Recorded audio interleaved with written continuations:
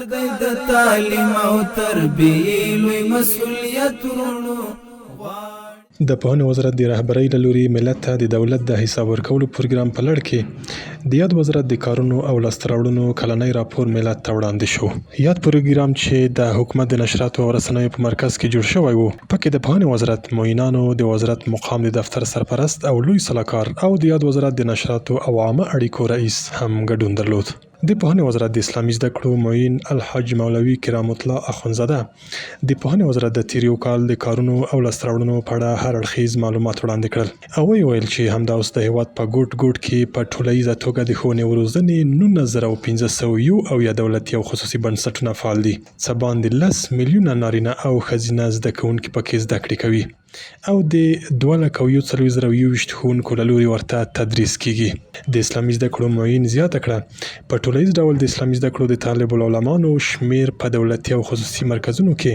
3,13,950 تنو ته رسیږي چې 94,422 تنه نجونې دي او د اسلامي زده کړو په 1,142 مرکزونو کې زده کړې کوي. مولوي اخونزاده زیاته کړه چې په تیر یو کال کې د هیواد په مرکز او ولایتونو کې د پوهنې وزارت د تدریسي او اداري په ګډون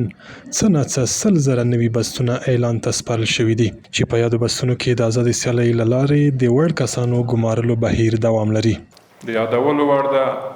چې 100,000 یا 100,000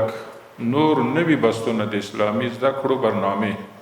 یعنی مدارسو، دارالحفاظونو، دارالعلومونو ته نوي منظور شوي دي چې په عملي توګه یې د ګمارنې پروسه روانه ده. په دې اساس د پوهنې وزارت ټول بستونه 3,89,200 تنو ته رسیږي. همدارنګه نوموړي وویل چې د کارکوونکو او ښوونکو معاشونه په خپل وخت ورکړل شوي دي او د ښوونکو د صندوق د بودیجې په کود کې 368 میلیونه افغانۍ زیاتوالی راغلی دی. د کارکوونکو او ښوونکو معاشونه په خپل وخت ورکړل شوي دي. 94% مرکزي او ولایتي کارکوونکي خپل معاشونه د بانک له لارې ترلاسه کوي. د ښوونکو د صندوق د بودیجې په کود کې 368 میلیونه افغانۍ زیاتوالی راغلی دی. همدارنګه د هیواد په 6 ولایتونو کې د ښوونکو د قرضې ورکولو صندوق رامنځته شوی دی. هغه د غرض د پوهنې وزارت د بیلابیلو برخو د لاسته راوړنو په اړه څرګندونې وکړي او ویل چې د پوهنې وزارت مشرتابه د هیواد د پوهنیز نظام د زیات پرمختګ او ښه والي په لاره کې جدي هلې ځلې کوي. ورپسې د پوهنې وزارت د تضمین کیفیت معین مولوي عبدالخالق صادق د 12 ټولګیو فارغانو ته د شهادتنامو په ویش کې د اسانتیاوو رامنځته کېدو په اړه خبرې وکړي او ویل چې د شهادتنامو د معیاري کولو او چټک ویش په موخه یې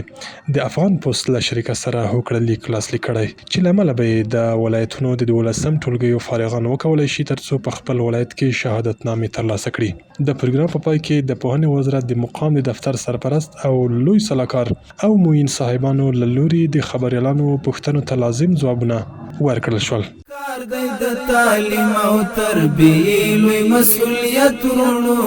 غواړي